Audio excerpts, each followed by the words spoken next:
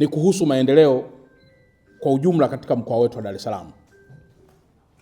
Ndugu waandishi wa habari, mimi kama mkuu wa mkoa pamoja na wenzangu tunakiri kuwa mkoa huu wa Dar es Salaam kwa sasa umepokea fedha nyingi sana za maendeleo na ambazo zinaendelea kutusaidia sana katika kuboresha miundombinu ya barabara, sekta afya, elimu pamoja na sekta zingine. Kama ambavyo juzi nilitoa taarifa kidogo mbele ya Mheshimiwa Rais kuhusiana na maendeleo ya majenzi yanayoendelea na hasa katika barabara, nimeona pia niwajulishe kwamba ujenzi unaendelea vizuri katika baadhi ya maeneo, hasa ujenzi wa daraja la Jangwani ambalo wote mnaliona, ambazo si chini ya bilioni 97 zimetolewa kwa ajili ya kuharakisha maendeleo ya mkoa wa Dar es Salaam na kuufungua zaidi. Lakini jambo jingine ni madaraja kama ya Kigogo, Mkwajuni, wote tumeyaona, bilioni 17 zimetolewa na bilioni 11 zimetolewa ili kuhakikisha kwamba madaraja yale sasa tunaondokana na masuala ya mafuriko ambayo kwa muda mrefu wananchi wamekuwa kiyapigia makelele. Na kama mnakumbuka vizuri, niliwahi kusema kwamba Dar es Salaam hatuna mafuriko. In fact, kitu ambacho nilidhamiria mimi kama mkuu wa mkoa kwa kushirikiana na Mheshimiwa Waziri wa Ujenzi ilikuwa ni moja kwa moja kuhakikisha kwamba proposal yetu inatiki moja kwa moja tunapoiwasilisha mbele ya Mheshimiwa Rais wa Jamhuri ya Muungano wa Tanzania. Ndugu zangu wanahabari, uongozi wetu sisi wakuu wa mikoa au hata mawaziri au na mtu mwingine yote lazima ulenge watu. Na ukitaka sifa za muda mfupi, basi unaweza kuwa na mambo madogo madogo ambayo watu wataishia kukusifia kwa muda mfupi. Lakini ukitaka mambo yenye legacy, lazima ujielekeze kwenye vitu ambavyo vinaishi, vitu ambavyo vinadumu na vitu ambavyo vitagusa Watanzania pasipo kujali itikadi zao za dini ama itikadi zao za vyama vya kisiasa. Kwa ukiangalia kwa mfano daraja la Jangwani, daraja la Mkwajuni, daraja la Mto Nguva, daraja la Mto Mzinga, barabara pia Mto Mzinga ambayo inakwenda moja kwa moja mpaka Kongoe. Ukija hili daraja la hapa chuo cha NDC, daraja lile la Kunduchi. Na kama mnakumbuka mwaka 2024 kuna bwana alijitokeza anasema nimeokota gari kwa sababu daraja lile lilisombwa kabisa na mvua. Sasa ukitaka vitu vyenye legacy, unapokutana na Mheshimiwa Rais, cha kwanza ni kumweleza Mheshimiwa Rais kwamba Watanzania wa Dar es Salaam wanahitaji miundombinu. Na tukishapata miundombinu, maana yake ni kwamba ni rahisi kuita Dar es Salaam ni mkoa wa kibiashara ili mambo mengine yaweze kwenda. Lakini ukihitaji hizi cheap politics ambazo sijui umekaa mahali umenunulia mtu kitumbua sijui kitu gani, hiyo utaishia kupata sifa zinazodumu kwa muda masaa mawili, na mwishoni Watanzania watakuona wewe kama poyoyo ambaye hauna msaada katika kusaidia Watanzania. Kwa hiyo mimi kama mkuu wa mkoa wa Dar es Salaam nakiri tena kwamba namshukuru kwa dhati kabisa Mheshimiwa Rais, na namshukuru kwa sababu mambo haya yanaonekana na ninyi waandishi wa habari tumepita kwa pamoja ili kuhakikisha kwamba tunaendelea kutangaza, kuwaeleza na kufafanua kuhusu yale ambayo Mheshimiwa Rais wa Jamhuri ya Muungano wa Tanzania ameyafanya, ameyasimamia na kuhakikisha kwamba yanakuwa. Hii ni kuendelea pia na masuala ya ujenzi wa barabara za mwendokasi. Kama ambavyo umeona, wana Dar es Salaam katika kila mahali wanalalamika kwamba barabara zimefukuliwa mno. Ni kweli kwamba zimefukuliwa mno kwa sababu we have no time. Muda tulionao ni sasa, na mnakumbuka kwamba Mheshimiwa Rais anapoahidi jambo anaahidi kila baada ya miaka 5 ni kitu gani kinakuwa kimefanyika. Kwa hiyo tuko on rush kwamba ndani ya miaka 5 basi kila kitu kiwe angalau kimefikia mahali pazuri. Jambo la pili, ndugu zangu waandishi wa habari, kwa muda mrefu pia mmeona kuna makundi ambayo huwa yanaibuka yanasema tarehe 7 kuna maandamano, tarehe 2 tunafanya hivi, tarehe 3 tunafanya namna ile. Nimeona pia nitoe nafasi hii kuwaeleza kwamba hali ya usalama wa mkoa wa Dar es Salaam inaridhisha. Hali ya usalama wa mkoa wa Dar es Salaam inaridhisha. Hii haimaanishi kuwa sasa hakuna kibaka, hapana. Vibaka wa kudokoa, vibaka wa kuiba, vibaka wa kutishia wanakuwepo. Lakini nilipongeze tena jeshi la polisi kwamba limeendelea kuchukua hatua madhubuti ili kuhakikisha kwamba Watanzania wa Dar es Salaam wote wanabaki kuwa salama. Yapo baadhi ya maeneo machache wananchi wameendelea kujichukulia sheria mkononi. Kwa mfano, kuweza kujeruhi, wakati fulani hata kuua kwa kutumia vitu vyenye ncha kali au hata silaha. Jeshi la Polisi Kanda Maalum ya Dar es Salaam chini ya SACP Mlilo pamoja na kamati ya usalama kwa ujumla ya mkoa na zile za wilaya zote, kwa kushirikiana na vyombo vyote vya usalama, tunaendelea kumonita hali ya kiusalama katika mkoa wetu ili uwekezaji ambao umekushafanywa uendelee kuwa na tija pasipo viashiria vyovyote vya uvunjifu wa amani. Sambamba na hili, yafuatayo ni maagizo kwa Watanzania wa Dar es Salaam wote.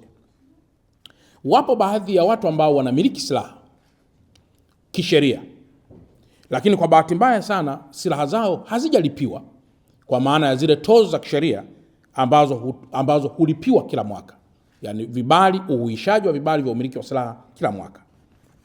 Lakini wapo pia baadhi ya wanafamilia ambao wamiliki wa silaha hizo wamefariki, lakini kwa bahati mbaya sana hawajui silaha hizo ziende wapi.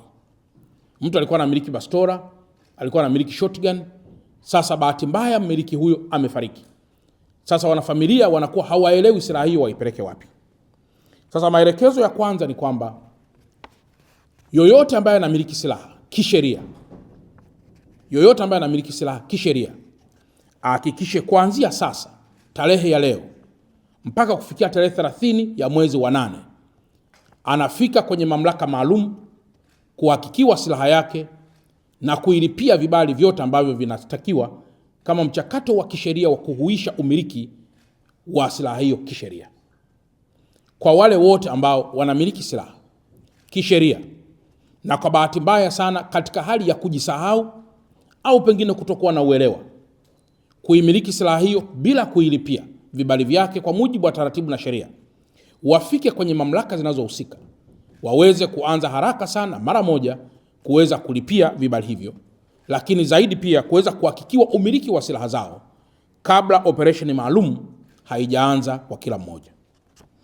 Lakini jambo jingine, kwa wale ambao wamefiwa na wale waliokuwa wakimiliki silaha hizo, wahakikishe michakato ya urithi inapoendelea, silaha hizo zinawasilishwa kwa jeshi la polisi ama kwenye kituo chochote cha polisi kilicho karibu nao, ili waweze kupata maelezo mafupi kuhusu namna ya uhifadhi wa silaha hiyo mpaka pale michakato ya urithi itakapokamilika.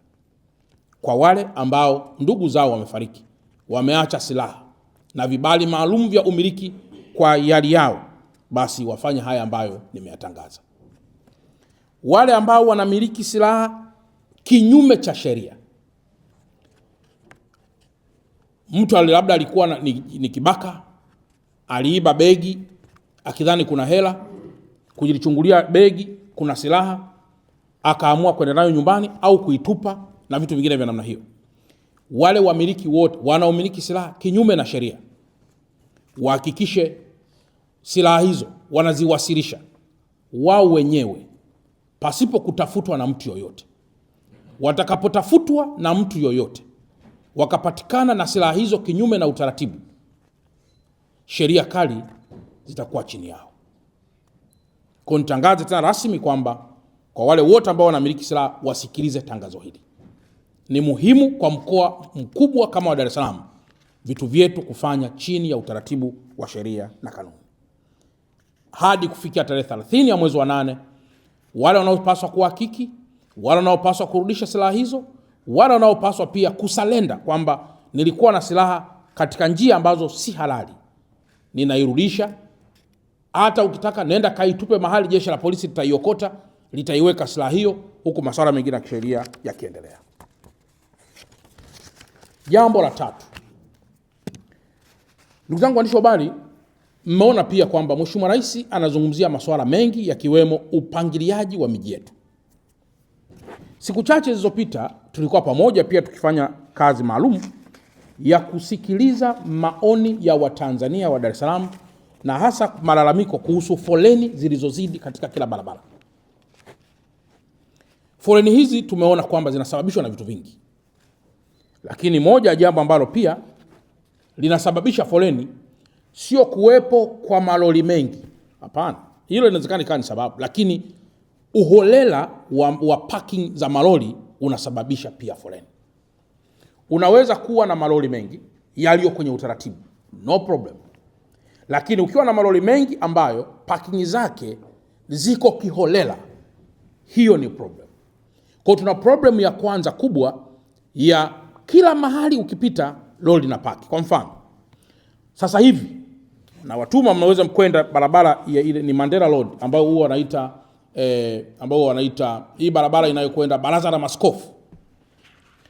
Kutoka kwenye ile daraja la flyover kwenda mpaka kipande cha Baraza la Maaskofu, mtakuta kuna malori ambayo yamepaki pale. Kama yamepaki kwa muda mfupi, basi ni miezi miwili, kwa sababu mpaka nyasi zinaota kwenye matairi. Manake hiyo ni kigezo kwamba mtu alishalipaki hapo akijua Dar es Salaam ni mji wa kila moja kujifanyia anachokitaka, na akaondoka.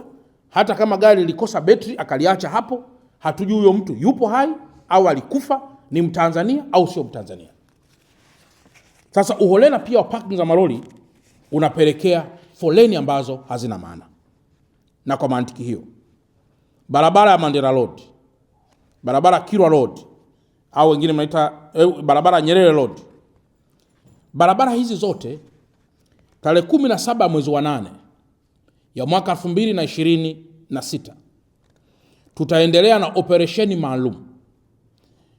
Wamiliki wote wa magari haya wa ndani ya taifa letu au hata nje ya taifa letu wahakikishe malori haya yanawekwa kwenye parking zao au yanaondolewa kwenye road reserves, ambazo tarehe 17 mwezi wa 8 tunaanza kufanya marekebisho kwenye baadhi ya barabara, na hasa katika kutanua hizi service road ili ziweze kutumika vizuri na watu wengine na sio malori tu.